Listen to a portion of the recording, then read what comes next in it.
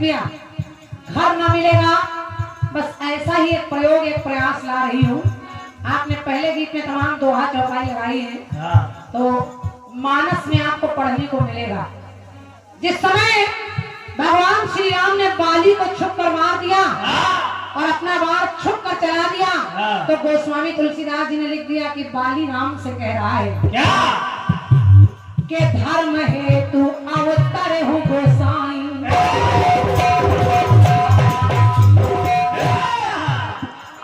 धर्म हेतु अवतर हूँ गोसाई, मारे हूँ मोही व्याधि की नाई, मैं बैरी सुग्रीव प्यारा। बाली कह रहा है मैं बैरी सुग्रीव प्यारा, अब गुण कवन नाथ मोहि मारा। तो भगवान ने कहा सुनो बाली सुनो, अनुज वधू भगनी सुत नारी, अनुज वधू भगनी सुत नारी, सुन सठिए कन्या समचारी, मोड़ तो ही अतिशय अभिमान। समझते रहिएगा, कठिन नहीं है, लेकिन कठिन है। हाँ, केवल समझ लो। बाली ने कहा भगवान आपने मुझे छुप के क्यों मारा? भगवान ने कहा अनुज वधू भगनी सुत नारी, अपने भाई की बहू, कोई बेटी, कोई पराई नारी पर अगर नजर डाले तो उसको मारने में कोई बुराई नहीं लगती। और तुझको एक बात और, तुझको घमंड हो गया अपने आप पर, तो मोड़ तो ही अतिशय अभिमान, नारी सिखावन करे सीना काना, सुनत राम कोमल अति बानी, बाली शीस निज पर से पानी। बाली ने कहा, तो भगवान ने एक काम किया। भगवान ने कहा बाली तू बार बार कह रहा है कि मैंने तुझे गलत मारा, तू कह रहा है कि मैं वानर हूँ, वानर में ये नियम नहीं चलते, और आपने मुझे मार दिया, छुपकर मारा राम होकर। तो राम ने कहा कि अचल करो तन राखहु प्राणा, तो बाली कहा सुन कृपा निधाना। भगवान ने कहा बाली अगर तुझे लग रहा है कि मैंने तुझे गलत मारा, तो जहाँ अचल करहु राखहु तन प्राणा। और ध्यान से सुन लीजिएगा रंजीत भैया, कहा मैं तुझे जीवन दान देता हूँ, तुझे दोबारा जिंदगी देता हूँ। तो बाली ने कहा नहीं प्रभु, मुझे जिंदगी नहीं चाहिए। और क्यों नहीं चाहिए? क्योंकि कि अब ऐसा कभी राम जी अवसर न मिलेगा।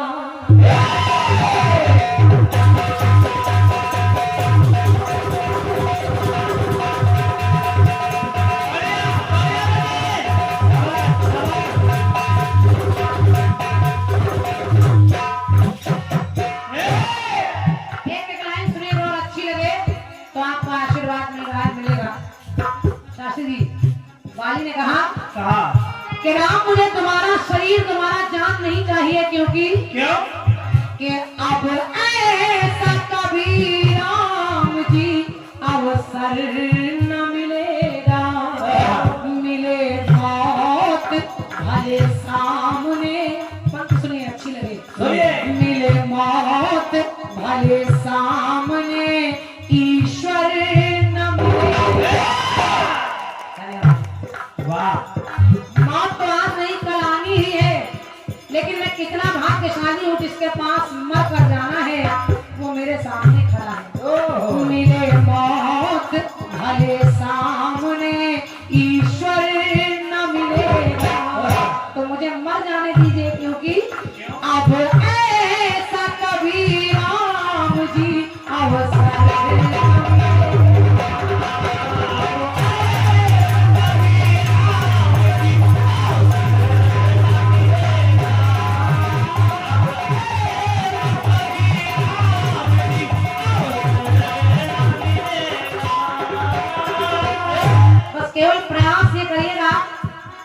गाने में पात्र बहुत मिलेंगे आपको मानस में। गिलहरी, शबरी, केवट इत्यादि, गुह, निषाद सब मिलेंगे, लेकिन बात केवल इतनी कि भगवान जान दे रहे हैं और लेने वाला ले नहीं रहा।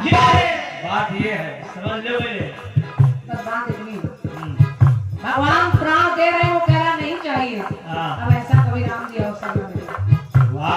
क्यों नहीं मिलेगा? क्योंकि कहा क्या? करुणा की एक बूंद को तरसे है कई लोग।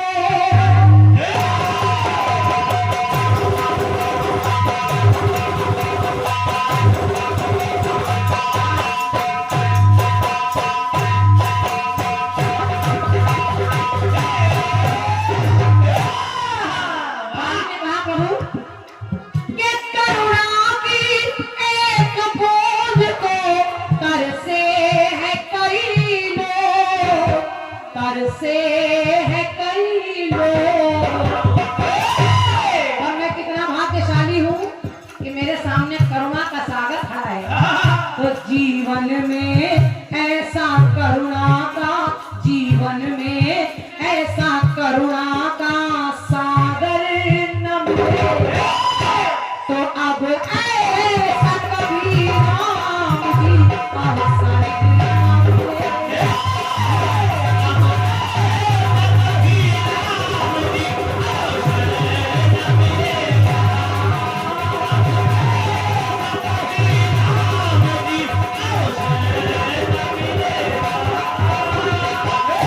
एक पंक्ति और जोड़ रही हूँ, देखिए।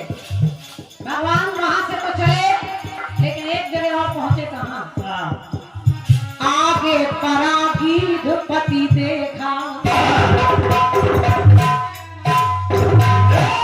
शाबाश शाबाश रे, क्या बात है। जटायु को देखा।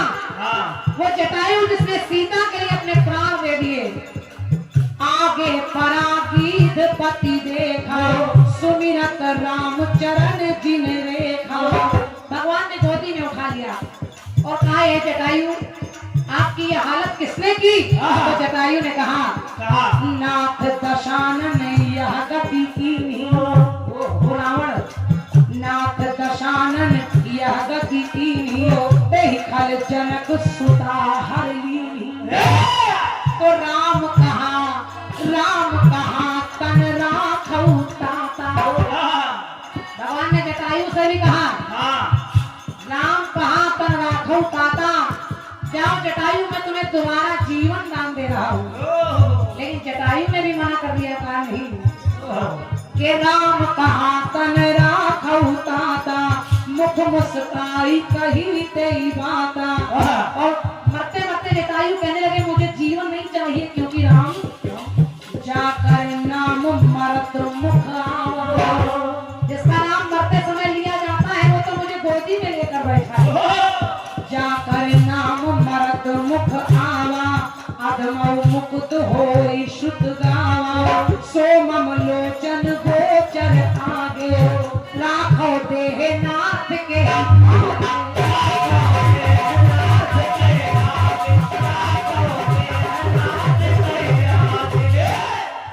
भगवान ने कहा, जटायु अगर आप चाहें तो मैं आपको जीवन दान दे दूं। तो पंक्ति सुनिए, आपको अच्छी लगेगी। जटायु ने कहा, प्रभु के पक्षी को लिए गोद में परमात्मा स्वयं।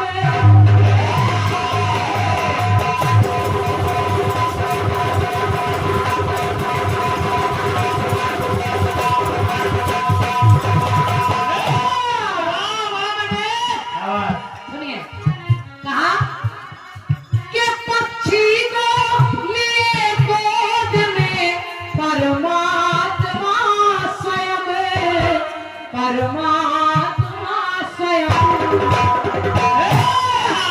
जी जटायु कहने लगे, आज मुझे भगवान लेकर रो रहे हैं। तो ऐसा तो पंक्ति सुनिए, अच्छी लगेगी। सुनिए कि ऐसा तो किसी पक्षी का, ऐसा तो किसी पक्षी का मुकद्दर न मिले। कि ऐसा तो किसी पक्षी का मुकद्दर न मिलेगा। और मुझे अपनी गोद में मर जाने दीजिए, क्योंकि कि अब